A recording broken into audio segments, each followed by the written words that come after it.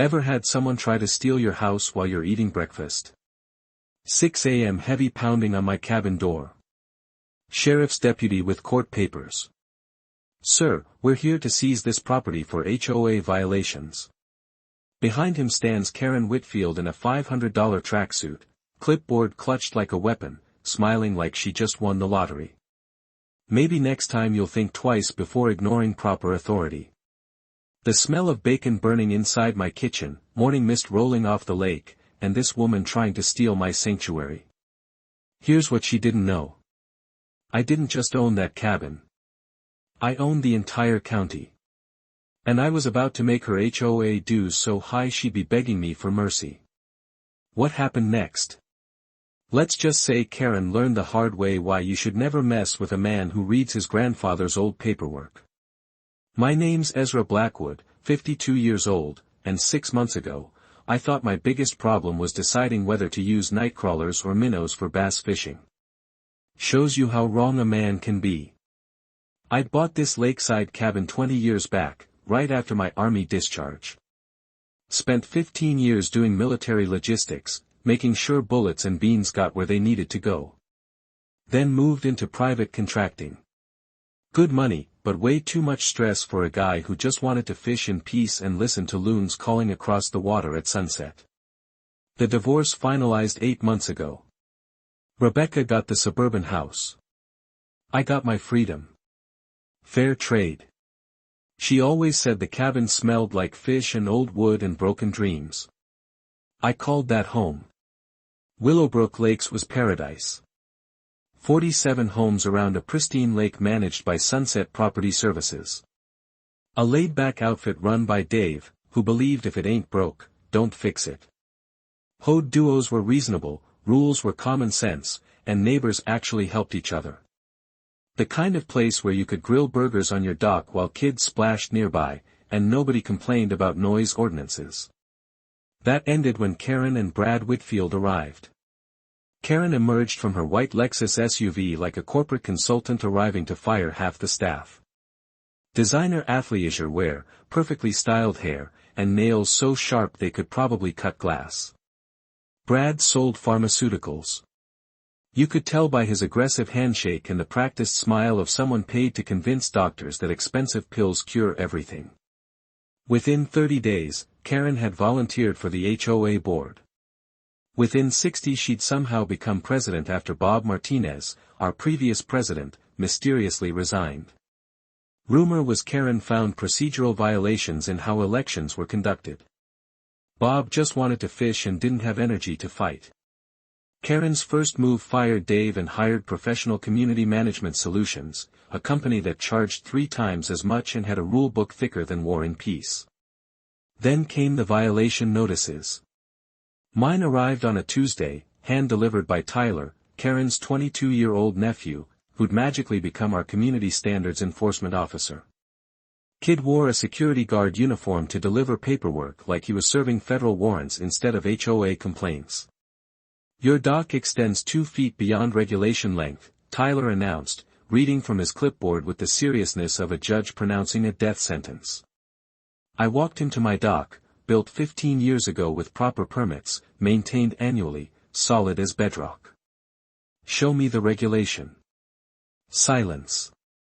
Because there wasn't one in the original HOA documents. That evening, I knocked on Karen's door with my paperwork. She answered in yoga pants that cost more than most people's car payments, sipping wine that probably cost more than my weekly groceries. The smell of her aggressive perfume hit me like chemical warfare. These are the original covenants, I said, spreading documents on her granite countertop. No dock length requirements. Karen barely glanced at them, her manicured nails clicking against her wine glass like tiny daggers. Mr. Blackwood, those reflect outdated thinking. We're implementing current best practices. Based on what authority? Based on protecting property values and community standards. That smile could freeze hell over. $500 fine. $100 per day until corrected. When I mentioned that shortening my dock would violate county building codes, Karen's smile widened. Sounds like a you problem. 3 weeks later, Karen had turned our peaceful community into something resembling a minimum security prison with better landscaping. Her master stroke was hiring Tyler as our official community standards enforcement officer. A position that didn't exist in any HOA documents, but somehow came with a uniform, a golf cart, and the authority to make everyone's life miserable. Tyler patrolled our streets like he was guarding Fort Knox, not a bunch of retirees trying to enjoy their golden years. The kid had created a WhatsApp group called Willowbrook Compliance Reporting, where neighbors could anonymously snitch on each other. Nothing builds community spirit like encouraging people to spy on their friends, right? Within days, violation notices were flying faster than mosquitoes in July. Roy Hendris, a Vietnam vet who lived 2 doors down, got cited because his American flag looked inappropriately weathered. Margaret Rowan, a retired teacher who'd lived here 20 years, faced a $500 fine because her bird feeders were deemed aesthetically inconsistent with community standards. Sarah Winters, a single mom who taught elementary school, received a violation for having Christmas lights up in January. Apparently, spreading joy past December 31st was now illegal. The smell of fresh paint filled the air as panicked neighbors rushed to correct violations they didn't know existed. The sound of Tyler's golf cart squeaking around the community became our new alarm clock. Every morning at 8 a.m. sharp, he'd begin his rounds, clipboard in hand, looking for new ways to ruin someone's day. I'd had enough. Time for some good old-fashioned research. I spent 3 days diving into HOA law, property records, and our original community documents. My grandfather always used to say, "Son, the devil's in the details, but so is your salvation." Turns out the old man knew what he was talking about. What I found made my blood boil and gave me hope at the same time. Karen had never been properly elected president. The meeting where she supposedly won lacked the required quorum according to our original bylaws. I'd learned from my Army logistics days that most organizations fail because they don't follow their own procedures. Tyler had zero legal authority to issue citations since his position was never approved by homeowner vote. Most importantly, those updated bylaws she kept referencing, they'd never been voted on by homeowners as required by state law. I called an emergency HOA meeting for the following Thursday. Time to expose this power grab for what it was. Karen arrived with reinforcements. Marcus Sterling, a lawyer in an expensive suit who looked like he charged by the minute just to breathe. Sterling had brought a briefcase full of documents and the kind of smug expression that suggested he'd eaten smaller fish for breakfast. "Mr. Blackwood," Sterling announced before I could even speak. "My client has asked me to address some procedural concerns that have been raised." He produced a stack of papers thicker than a phone book. These are the updated community bylaws, properly filed with the county and fully compliant with state HOA regulations. The documents were dated 3 months before Karen had even moved to our community. Somehow, she'd retroactively legitimized her entire power grab with paperwork that had been filed before she'd even seen our lake. The taste of betrayal was bitter as stale coffee. "How exactly?" I asked, trying to keep my voice level. "Did Karen file updated bylaws for a community she didn't live in?" Sterling's smile could have cut glass. Mrs. Whitfield was acting as a consultant for community improvement initiatives. All procedures were followed to the letter. The new bylaws included everything Karen needed. Expanded violation categories, a community standards officer position with enforcement authority, expedited eviction procedures, and my personal favorite, mandatory assessments for community enhancement projects that didn't require homeowner approval. Margaret Rowan raised her hand timidly. "Don't we get to vote on bylaw changes?" "You just did," Sterling replied, by not objecting within the 30-day notification period. "What notification?" Roy Hendricks demanded. Sterling pointed to a small classified ad in the legal notices section of the county newspaper buried between foreclosure announcements and court summons. I remembered reading somewhere that most has tried this trick because homeowners never check legal notices. Apparently, that counted as proper notice under some obscure legal technicality. I realized I wasn't just fighting Karen. anymore. I was fighting a system designed to steamroll anyone who couldn't afford Sterling's hourly rate. But I'd learned something in the army. When you're outgunned, you don't retreat. You get creative. 2 weeks after Sterling's legal ambush, Karen decided subtlety was overrated. Time for financial warfare. The certified letters hit 5 mailboxes simultaneously on Monday morning like a coordinated drone strike. Property liens filed against our homes for unpaid fines and assessments. My damage report. $3,200 in violations, late fees, and something called administrative processing charges. Apparently, Karen charged for the privilege of being harassed. But Karen's real masterpiece was her kangaroo court.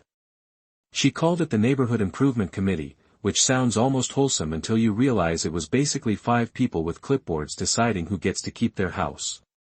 My tribunal was Thursday at 7:00 p.m. I walked into that community center feeling like I was entering a medieval inquisition, except the torturers wore designer yoga pants and manicures sharp enough to perform surgery. Karen had prepared a PowerPoint presentation. I kid you not. Enlarged photos of my violations projected like evidence in a capital murder case. My dock, mailbox, firewood stack. Each photo annotated with arrows and measurements as if she'd hired CSY Lakefront Edition. Mr. Blackwood, your continuous disregard for community standards threatens property values for all residents, she announced, reading from prepared notes like a prosecutor seeking the death penalty for jaywalking.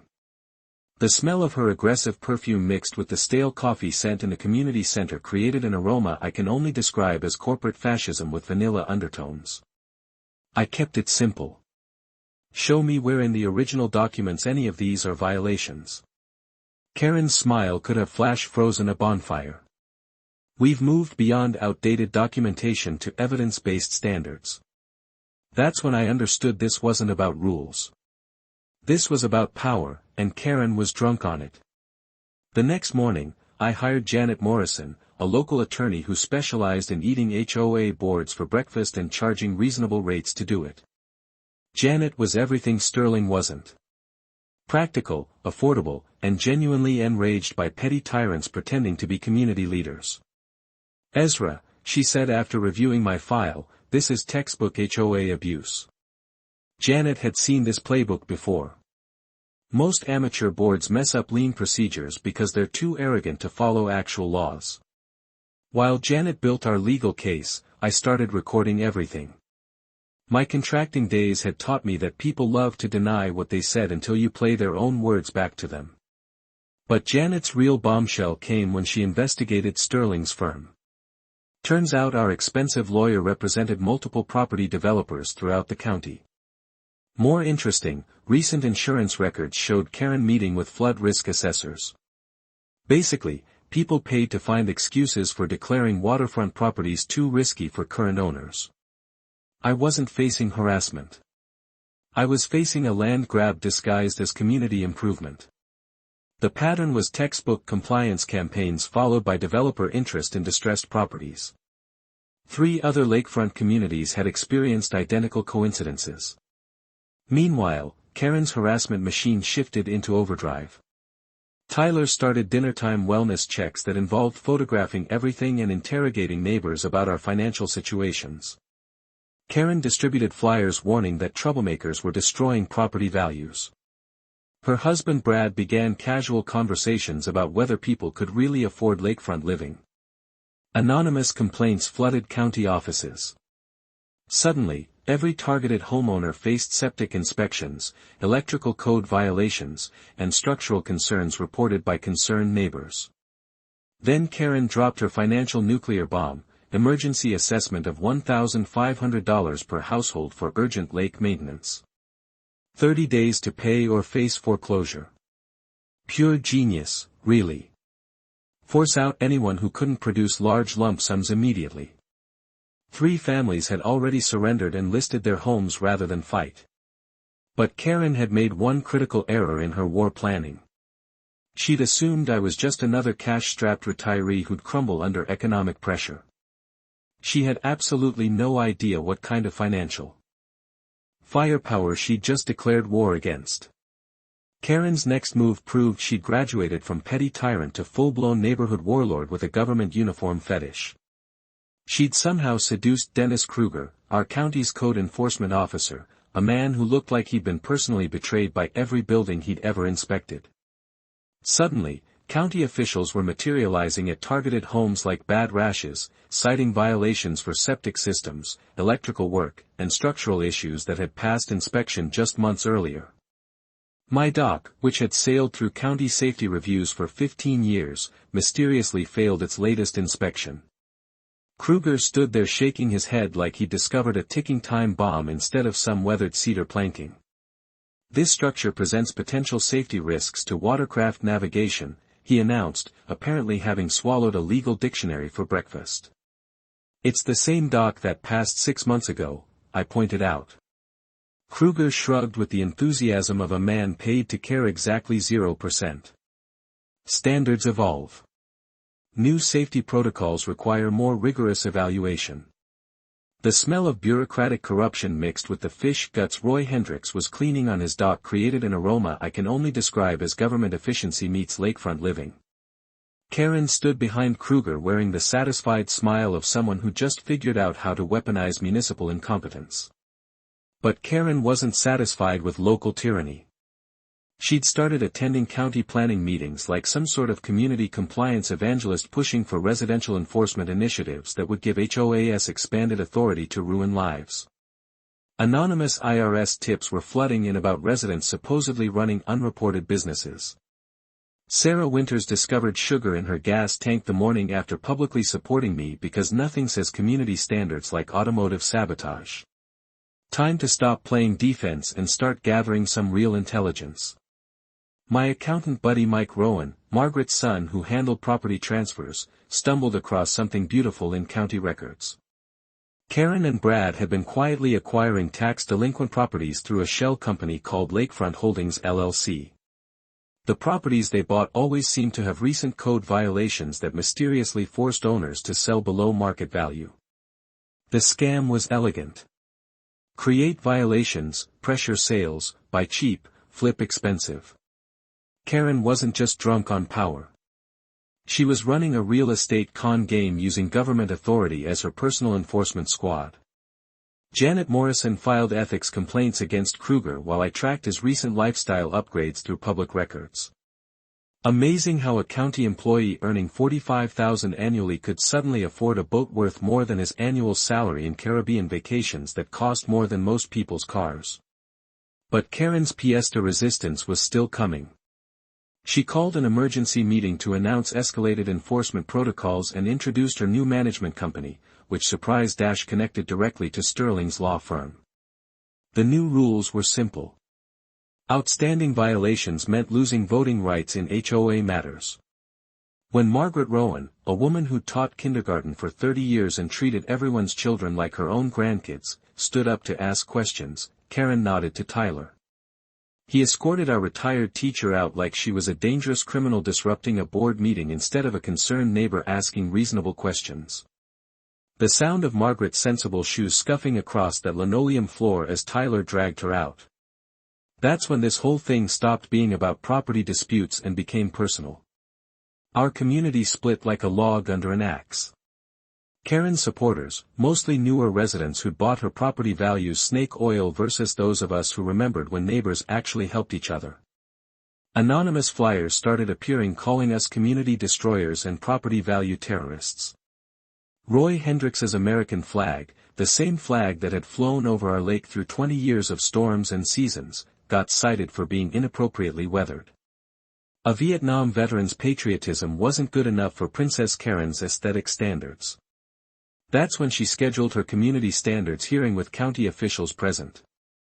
Agenda item: removal of non-compliant homeowners for community welfare. Karen's endgame was crystal clear. Use county muscle to seize our homes, force us out, hand everything to her developer friends. But our HOA dictator had made one tiny miscalculation. She thought she was bullying some broken-down veterans and retired teachers who'd surrender when faced with official pressure. She had absolutely no clue she'd just declared war on the guy who actually owned the county. You know that moment when you realize your whole life has been a setup for one perfect plot twist? Mine came courtesy of a manila envelope I'd been using as a bookmark for 20 years. I was cleaning out Grandpa's old filing cabinet. The man hoarded paperwork like other people collect stamps when I found documents labeled Willowbrook County Holdings. I'd always figured Grandpa's obsession with filing every receipt was just old-fashioned paranoia. Turns out the old man wasn't crazy. He was playing chess while everyone else was playing checkers. The first document made me sit down so hard I nearly broke the chair. A deed from 1967 showing Grandpa buying 1,200 acres of worthless swamp land for $800. The kind of land real estate agents would apologize for showing you. The second document was a mineral rights agreement. The third was water rights. By the fourth, my coffee had gone cold and my hands were shaking like I'd stuck my finger in an electrical socket. My grandfather hadn't just bought swampland. He'd systematically acquired the guts of what became Willowbrook County. Mineral rights, water access, development control for most of the prime real estate. That worthless swamp had transformed into 3 lake communities, 2 golf courses, and half the county's commercial district. The smell of old paper, and my grandfather's cologne still lingering in that filing cabinet suddenly seemed like the scent of victory. I didn't just own my cabin. Through inheritance and Grandpa's strategic brilliance, I owned 47% of Willowbrook County's mineral rights, water rights to 3 major lakes, including ours, majority control of the development trust, and this was the cherry on top, silent partnership in the county's largest property management company. Those quarterly checks I'd been cashing without thinking, not pension payments, lease fees from the county for using my mineral and water rights. The amount should have been $847,000 annually. I'd been getting $12,000 because someone had been helping themselves to my money for decades. I called Janet Morrison. She made a sound like someone had punched her in the stomach. Ezra, you don't just have property rights in this county. You practically own this county. Every code enforcement action against me violated my agreements with county government. Karen's developer buddies needed my signature for any major projects. Most beautifully, I could revoke water access for properties violating land trust agreements, and I had authority to fire any property management company servicing HOAs. Karen had been trying to use county muscle to steal my property, never realizing the county had been operating on my land with my permission for 50 years. The irony was so perfect it almost hurt. But the real gut punch was Grandpa's handwritten note tucked in the back. Ezra, sometimes the best revenge is patience. When you need this power, remember authority without principle is just bullying. Do right by your neighbors. Grandpa. The crafty old bastard had seen this coming decades ago. He'd built generational wealth, not for greed, but as a shield against exactly the kind of corporate parasites Karen represented. I spent the weekend verifying everything with Janet and the county clerk. All legitimate, properly recorded, legally bulletproof. The county owed me nearly $700,000 in back payments. I had the power to obliterate Karen's entire scheme with a phone call, but Grandpa's words kept echoing. Do right by your neighbors. Time to show Karen what real authority looked like and why it should never be confused with tyranny. You know what they say about the best laid plans. Mine started in my cabin basement at 2 a.m. with too much coffee and a wall that looked like something out of a conspiracy thriller. I'd assembled my war council. Janet Morrison with her legal expertise and caffeine addiction that rivaled mine. Margaret Rowan armed with 20 years of meticulous HOA documentation. Roy Hendricks providing military tactical thinking. And Sarah Winters handling communications with the subtle skill of someone who'd managed classroom politics for a decade. The basement smelled like old wood and determination as we spread maps, property records, and timeline charts across every available surface. Janet had brought Dr. Amanda Foster, a property law expert from the State University, who took one look at my inheritance documents and whistled like she'd just seen a unicorn. This is the most comprehensive property rights portfolio I've encountered in 30 years of academic research, Dr. Foster announced, adjusting her glasses. Your grandfather essentially created a legal fortress around this entire county. We named our operation Grandfather's Revenge. Seemed appropriate given the circumstances. Janet's legal strategy was elegantly vicious. She'd file a quiet title action to establish my full property rights while simultaneously preparing a discrimination lawsuit against the HOA for selective enforcement. Dr. Foster had identified 47 violations of state HOA governance laws in Karen's reign of terror. Each one carrying potential personal liability for board members who acted outside their authority. The financial warfare plan was my personal favorite. I could legally raise county property management fees by 400% effective immediately. Or alternatively, the county could hire the family-owned management company. I'd recommend one that actually followed proper procedures instead of manufacturing violations for profit. Margaret Rowan had organized what she called a document preservation project, systematically copying every original HOA document and creating an archive that exposed how Karen had systematically violated every governance requirement. The woman had taught kindergarten for 3 decades, and her organizational skills made military logistics look sloppy. Sarah Winters launched a covert neighborhood newsletter that she distributed during her evening jogs, educating residents about HOA law and their rights. The newsletter included helpful tips like the fact that most HOA emergency assessments require 60-day notice periods and that enforcement officers need proper homeowner approval to have any real authority. Roy Hendricks coordinated with local veteran organizations and previous HOA board members that Karen had pushed out. His network of contacts throughout the county proved invaluable for gathering intelligence about Karen's developer connections and Kruger's suspicious lifestyle improvements. The timing strategy was crucial. We'd let Karen's final community standards hearing proceed as scheduled, allowing her to commit maximum violations of law and ethics while we documented everything. The annual HOA meeting was 6 weeks away.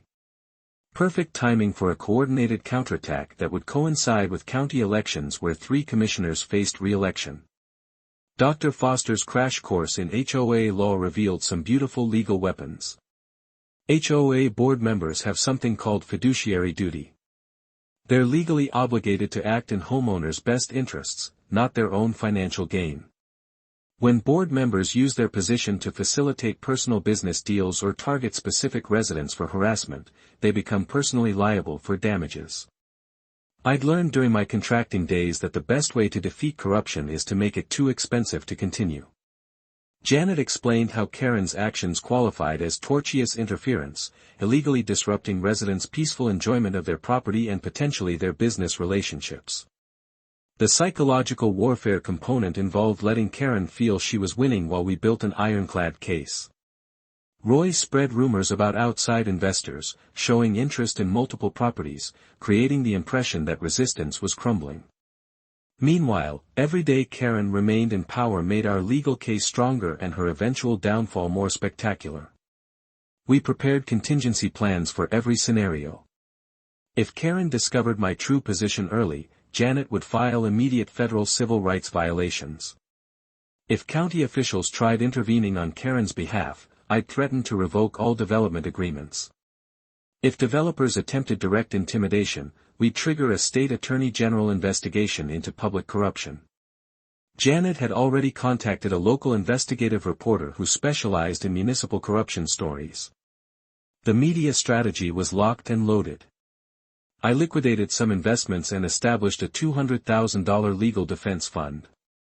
Not because we'd need it all, but because nothing sends a message like being prepared for total war. I'd also contacted my grandfather's old attorney, now 80 and retired, but still sharp as a tack, who provided historical context about the original land agreements. The resources were assembled, alternative property management company lined up, community improvement proposals drafted, and preparation for Karen's inevitable meltdown when she realized she'd been outplayed by someone who actually understood how power works. As I looked at our planning wall covered with documents, timelines, and strategic objectives, I felt something I hadn't experienced since my Army days. The quiet confidence that comes from superior preparation facing an overconfident enemy. Karen had no idea what was about to hit her. Karen's response to organized resistance was like watching someone pour gasoline on a fire and act surprised when it exploded.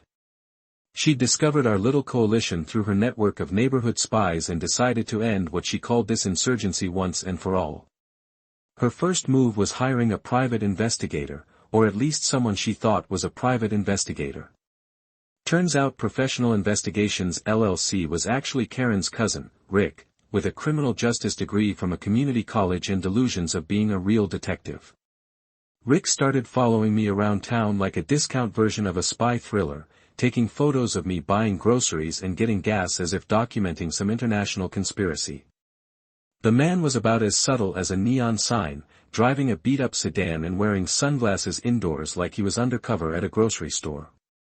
Meanwhile, Karen had Sterling's firm file restraining orders against 5 of us for allegedly harassing her through our coordinated campaign of intimidation. According to the legal paperwork, asking questions at HOA meetings and requesting financial records constituted stalking. The woman had apparently confused accountability with persecution. But Karen's nuclear option was character assassination. She created fake social media accounts posting about the dangerous, unstable veteran threatening community safety and the radical elements causing property values to plummet. Anonymous flyers appeared in mailboxes warning about troublemakers who didn't respect community standards and family values. Tyler's enforcement squad had expanded. He'd recruited 2 friends for security patrols, basically an intimidation team that included photographing children at bus stops and questioning visitors about their business in our community. The smell of testosterone and stupidity followed these guys around like cheap cologne. Sarah Winters received a call from her school principal about concerned parent complaints regarding her involvement in neighborhood disputes. Anonymous reports to Child Services questioned her parenting because she'd been seen at confrontational meetings. Margaret Rowan found her tires slashed the morning after she'd spoken publicly about Karen's financial irregularities. The false police reports multiplied like weeds. Suspicious activity calls every time one of us had visitors or worked in our yards past sunset. Roy Hicks got questioned by deputies because someone reported him aggressively displaying weapons. He'd been cleaning his fishing gear on his dock. But I wasn't sitting idle while Karen escalated her campaign of harassment. My private investigator friend had uncovered some interesting information about Karen's previous life in Florida. Turns out she'd been forced to resign from her last HOA position after financial discrepancies involving missing community funds and mysteriously awarded contracts to companies owned by her relatives. Tyler's background check revealed arrests for theft and harassment in his previous state. Plus, he was technically living in our community illegally since his criminal record violated the original HOA residency requirements. Brad's pharmaceutical company was under federal investigation for Medicare fraud involving inflated billing for medications never delivered to patients. Janet Morrison's investigation into Sterling's law firm revealed a pattern of ethics violations in other jurisdictions, including misuse of client funds and conflicts of interest involving real estate deals. The man had been disciplined twice by state bar associations, but kept moving to new states and starting fresh. Karen's financial web was unraveling faster than a cheap sweater. Dr. Foster's audit had uncovered $73,000 in missing HOA funds, traced through bank records to consulting fees paid to companies Karen secretly owned. The woman had been embezzling community money to fund her lifestyle while lecturing us about fiscal responsibility. The breakthrough came when Sarah's restaurant contact recorded Karen's meeting with County Planning Commissioner James Walsh. The conversation included explicit discussion of rezoning opportunities once problem properties were acquired, developer partnerships planning luxury resort development on our lakefront and Karen's promised executive position in the new development company once the acquisition phase was complete. But the incident that turned even Karen's supporters against her was Tyler's confrontation with Margaret Rowan.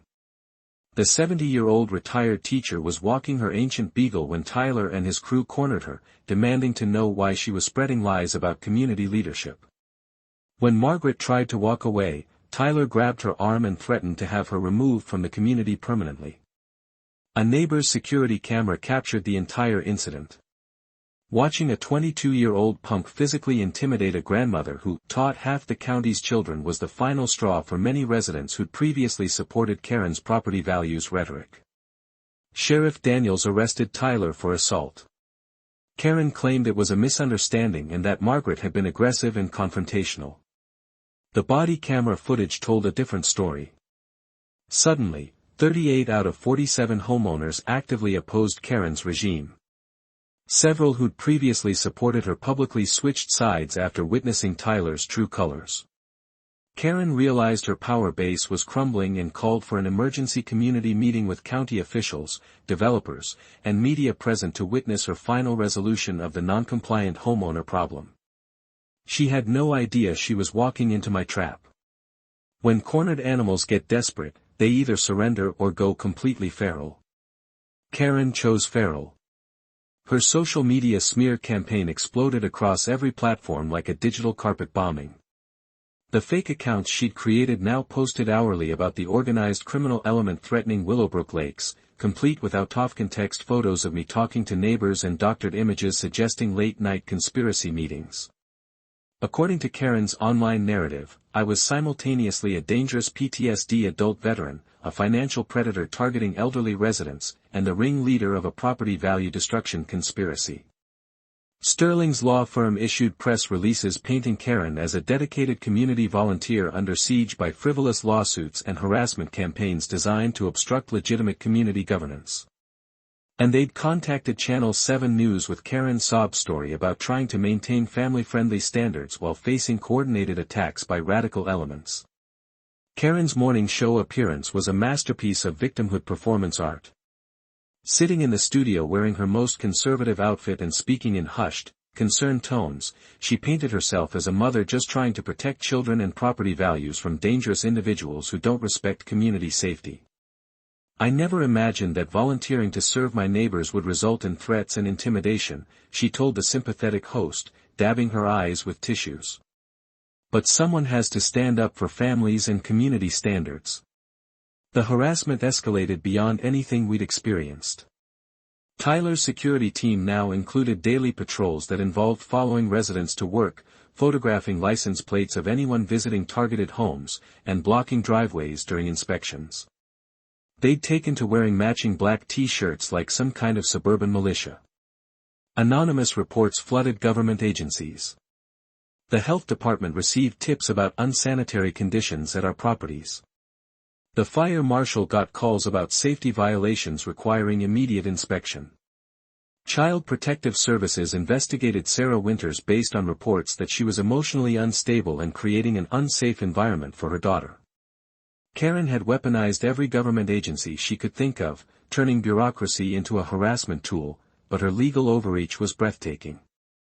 Sterling filed emergency injunctions, claiming we were conspiring to damage property values through a coordinated campaign of defamation and community disruption. The court documents requested appointment of a special master to manage HOA affairs with Sterling himself nominated for the position. Naturally, the paperwork claimed our organized resistance constituted racketeering under state anti-corruption statutes. Karen was literally arguing that asking for financial transparency and following proper procedures amounted to organized crime. Meanwhile, my counter-investigation was bearing fruit that would make Karen choke. Janet's forensic accountant had traced the missing HOA funds through a maze of shell companies back to Karen's personal accounts. The woman had been living off embezzled community money while lecturing us about fiscal responsibility. Brad's pharmaceutical company had just been raided by federal agents investigating Medicare fraud. The scheme involved billing for expensive medications never delivered to nursing homes, pocketing the insurance payments, and bribing administrators to falsify delivery records. Brad was facing 20 years in federal prison. Tyler's security friends turned out to have criminal records that read like a greatest hits of petty crime. Assault, drug possession, theft, and harassment charges spanning 3 states. These were the people Karen had armed with clipboards and sent to protect community standards. But the smoking gun came from Sarah's restaurant intelligence network. She'd recorded Karen's final planning meeting with developers where they discussed the timeline for clearing remaining holdouts and finalizing the resort development project. Karen explicitly stated she could guarantee 5 more properties would be available for acquisition within 60 days, and the developers offered her a $50,000 bonus for successful project completion. The woman wasn't just running an HOA. She was running a criminal enterprise. Karen's desperation peaked when she announced her final community standards hearing for the following Tuesday. County commissioners, developers, Sterling's entire firm, and local media were invited to witness what she called professional community management taking control of a deteriorating situation. Her agenda was crystal clear. Immediate foreclosure proceedings against 6 properties, appointment of Sterling's firm as permanent community management, and implementation of enhanced security protocols that would essentially turn our neighborhood into a police state. Karen planned to celebrate her victory that same evening with a party for her developer partners, county officials, and legal team. She'd already sent invitations announcing the successful community transformation and her new position as Director of Lakefront Development Initiatives. The smell of Karen's expensive perfume couldn't mask the stench of corruption surrounding her entire operation. But she was so intoxicated by her own power that she couldn't see the trap I'd spent months preparing. Tuesday would be the day Karen learned the difference between borrowed authority and actual ownership. She was about to discover exactly who really controlled Willowbrook County. Tuesday evening, 7:00 p.m. The community center was packed like a courthouse during a celebrity trial. All 47 homeowners were there, plus County Commissioners Walsh, Rodriguez and Thompson, Sheriff Daniels, Channel 7's news crew, Sterling and his legal team, and Karen's developer partners sitting in the front row like a corporate board of directors. The smell of nervous sweat and expensive cologne created an atmosphere you could cut with a knife. Karen arrived fashionably late in a brand new BMW SUV, apparently embezzled HOA funds by nice rides. She wore a designer business suit that probably cost more than most people's monthly mortgage payments and carried herself like a CEO about to announce record profits. Sterling flanked her right side, the developers flanked her left, and Tyler brought up the rear in his ridiculous security uniform. I sat in the back with Margaret Rowan, Janet Morrison, and Roy Rise carrying nothing but a simple manila folder. Karen glanced at us with the satisfied smile of someone about to deliver a death blow. "Ladies and gentlemen," Karen began, her voice carrying that corporate authority tone she'd perfected. "Tonight, we restore proper professional management and community standards to Willowbrook Lakes." She clicked to her first PowerPoint slide because, of course, she had a presentation. Effective immediately, we're implementing foreclosure proceedings against 6 non-compliant properties whose owners have consistently refused to meet basic community obligations. The room buzzed with murmurs as she listed the properties: mine, Margaret's, Roy's, Sarah's, and 2 others. Karen announced that Willowbrook Lakes Development Partners would assume community management and begin the transformation into a luxury lakefront resort destination. Questions? Karen asked with the confidence of someone who owned the room. I stood up slowly. I have a few questions about HOA finances. Mr. Blackwood, your time for questions has expired along with your residency rights, Karen replied dismissively. I opened my folder and pulled out Dr. Foster's audit. According to forensic accounting, $73,000 in community funds have gone missing over the past 8 months. Karen's smile never wavered. Mr. Blackwood, these frivolous accusations from disgruntled residents won't derail legitimate community governance. Sterling jumped up. Any defamatory statements will result in immediate legal action. That's when Sarah Winters stood up and played the restaurant recording on her phone. Karen's voice filled the room crystal clear. I can guarantee 5 more properties will be available for acquisition within 60 days. These holdouts don't understand they're fighting a losing battle. The developer's voice followed. Excellent.